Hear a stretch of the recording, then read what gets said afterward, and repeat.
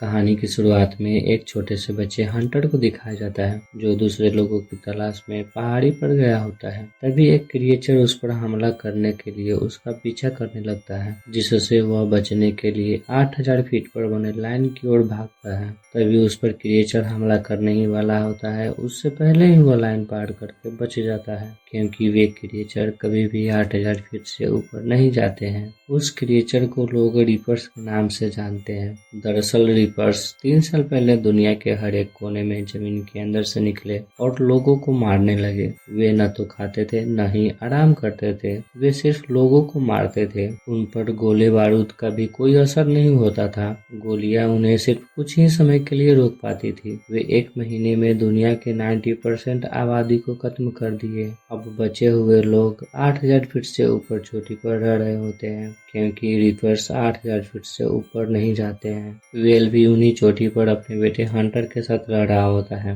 Hunter हर रोज रात में oxygen पर रहता है। हंटर का आखिरी फिल्टर खत्म हो जाने के कारण वेल बोल्डर शहर के हॉस्पिटल में नीना और किटी के साथ फिल्टर लाने जाता है। किटी वेल के वाइफ तारा की बेस्ट फ्रेंड होती है और नीना एक रिसर्चर होती है जो रिवर्स को अच्छी तरह से परखी होती है और उन्हें खत्म करने के लिए नए नए तरीके ढूंढ रही होती है। वे सब हथियार लेकर पहाड़ी रास्ते से लाइन को पार कर जंगल से होते हुए अल्टा विस्टा एस्की एरिया पहुंचते हैं, जो 7620 फीट पर होता है। वेल कहता है पहाड़ी की चोटी 8000 फीट है, 10 से 15 मिनट चढ़ना सेफ होगा। नीना कहती है हमें उससे भी जल्दी करना होगा, क्योंकि रिपर्स वहीं होता है। किटी और वेल भागने लगते हैं तो नीना रोकते हुए कहती है हम लाइन तक नहीं पहुंच पाएंगे, हमें लिफ्ट चालू करना होगा। तब वेल नीना को खबर देने के लिए बोलकर लिफ्ट चालू करने के लिए जनरेटर वाले रूम में जाता है और जनरेटर को चालू करने की कोशिश करने लगता है। किटी कुछ दूर पर जाकर रुक जाती है और रिपर्स को रोकने के लिए ग्रेनाइट को लोड करके उसका इंतजार करने लगती है। नीना भी बंदूक लेकर तैयार होती है। अब एक रिपर्स जंगल से निकलता है, जिसे देख किटी उस पर ग्रेनाइट से हमला करती है, पर उसे कुछ नहीं होता है तो वह घबरा कर दूसरी बार ग्रेनाइट से हमला करती है। इस बार ग्रेनाइट सीधा रिपर्स के ऊपर गिरता है, फिर भी उसे कुछ नहीं हुआ होता है और वह हमला करने के लिए दौड़ने लगता है, जिसे देख किटी बचने के लिए भागती है। वेल जनरेटर का बैटरी डाउन होने के कारण दूसरी बैटरी लगाकर जनरेटर को चालू करता है। तब नीना लिफ्ट का स्विच दबाकर उसे चालू करती है और वेल के साथ बैठकर लिफ्ट से जाने लगती है। रिपर्स उन पर हमला करने के लिए बहुत ही तेजी से आ रहा होता है। नीना और वेल उसे रोकने के लिए उस पर गोलियां से हमला करने लगते हैं, पर रिपर्स पर उन गोलियों का कोई असर नहीं हो रहा होता है। किटी लिफ्ट में बैठने के लिए ऊपर चढ़ती है और कूदकर लिफ्ट को पकड़ती है। बेल उसका हाथ पकड़े होता है, वह लिफ्ट से लटकी होती है। वे 8000 फीट पर लाइन के पास पहुंचने वाले होते हैं। तभी रिपर्स अपने सूट से लिफ्ट के वायर को खींचता है, जिससे वायर अपनी जगह से हट जाता है और लिफ्ट के नीचे आने के कारण वे सब गिर जाते हैं। वे तीनों लाइन के पास पहुंचने के लिए भागते हैं। रिपर्स उनके पीछे होता है, वह उन पर हमला करने वाला होता है। उससे पहले ही वे सब 8000 फीट पर लाइन के पार चले जाते हैं। रिपर्स 8000 फीट से ऊपर नहीं जाता है और वह वहां से वापस चला जाता है। वेल, किटी और नीना तीनों बच गए होते हैं। वहीं एक रिसोर्ट में वे सब रात को रुकते हैं। वे लोग आपस में बात कर रहे होते हैं। किटी कहती है उनके साथ हम इस दुनिया में टिक नहीं सकते। नीना कहती है वे कहीं से एक साथ निकल आए, उन पर रिसर्च करने का मौका भी नहीं मिला, अगर समय होता तो मारने का तरीका मिल जाता।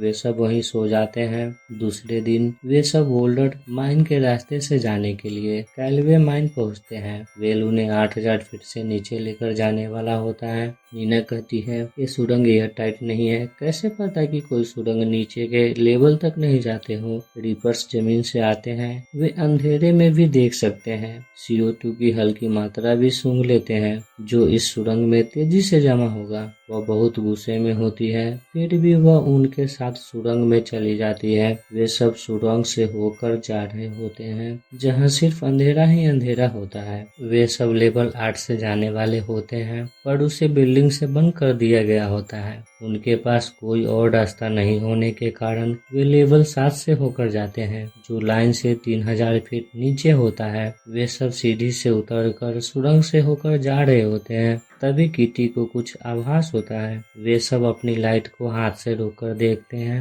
उन्हें एक लाल रोशनी दिखाई देती है तो वे सब भागने लगते हैं क्योंकि वह रीपर होता है। वे सब सुरंग में भाग रहे होते हैं। रीपर उनके पीछे पड़ा होता है। तभी उन्हें एक सुरंग दिखता है जिसमें वे चले जाते हैं, पर उस सुरंग में आगे जाने का कोई रास्ता नहीं होता है। तो वे सब अपनी सांस रोककर उसी में छिपे होते हैं क्योंकि वह CO2 सूंघ सकता था। रीपर अपने नुकीले सूट से CO2 सूंघ रहा होता है। तब वेल फायर स्टिक को जलाकर उसे बाहर फेंक देता है, जिससे सूट उस ओर चली जाती है। किटी को वहां पत्थरों के बीच रास्ता दिखता है तो वे सब पत्थर को हटाकर वहां से निकलने लगते हैं। किटी सबसे पहले निकलती है, पर वहीं बाहर रीपर होता है और वह किटी पर हमला कर उसे अपने साथ घसीटता हुआ ले जाता है। रीपर उनके लिए वापस आ रहा होता है। तभी उसी सुरंग में उन्हें सीढ़ी दिखती है जिससे होकर वे सब ऊपर भागते हैं और बाहर बचकर निकल जाते हैं। वे लाइन से ऊपर होते हैं। वे दोनों किटी के लिए बहुत ही दुखी होते हैं। अब शाम हो जाती है तो वे सब एक घर में जाते हैं। वहाँ उन्हें चीज मिलता है जिसे बनाकर खाते हैं।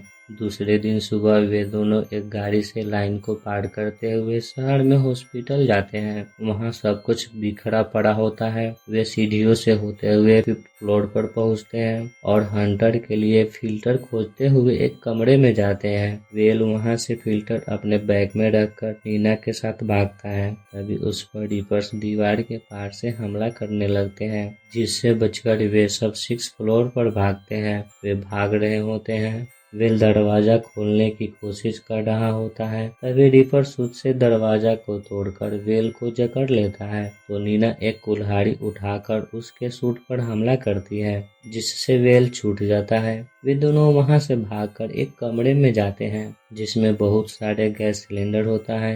वो नीना गैस चालू कर देती है। वे दोनों भागकर बाहर आते हैं।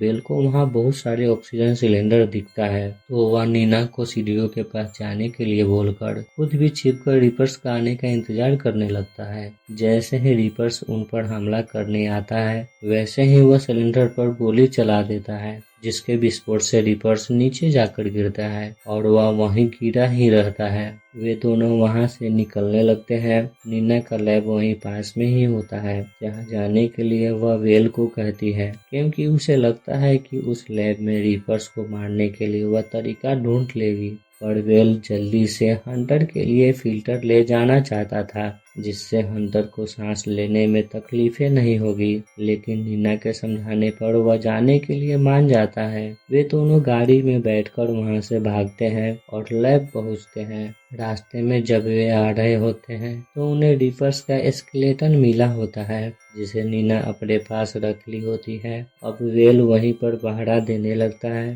तब नीना रीपर्स को मारने के लिए केमिकल्स का मिश्रण बुलेट पर लगाकर उसे सूखने के लिए रख देती है। वहां पर वेल को पता चलता है कि नीना का भी एक परिवार था जिसे रीपर्स मार दिए होते हैं। अब नीना उस बुलेट को बंदूक में लगाकर रीपर्स के स्केलेटन पर चलाती है कि इस मिश्रण के लेप से रीपर्स को मारा जा सकता है या नहीं, पर स्केलेटन पर कोई असर नहीं होता है। तो नीना वेल को घर जाने के लिए बोलती है कि वह वहीं रुक कर रीपर्स को मारने का और तरीका ढूंढेगी, पर वेल वहां से जाना नहीं चाहता था। नीना उसे समझाकर वहां से भेज देती है कि तुम अपने बेटी की जान बचाओ। वेल वहां से गाड़ी से चला जाता है। अब नीना हर तरीके आजमा कर देख लेती है, पर स्केलेटन को कुछ भी नहीं हो रहा होता है। वह हार कर कुछ सोच रही होती है। तभी उसका कंपास, जो रीपर्स को मैग्नेटिक फील्ड को ट्रैक कर सकता था, वह घूमने लगता है, यानी रीपर्स वहां आ रहा होता है। वह कुछ सोच रही होती है। तभी उसे बैटरी दिखता है।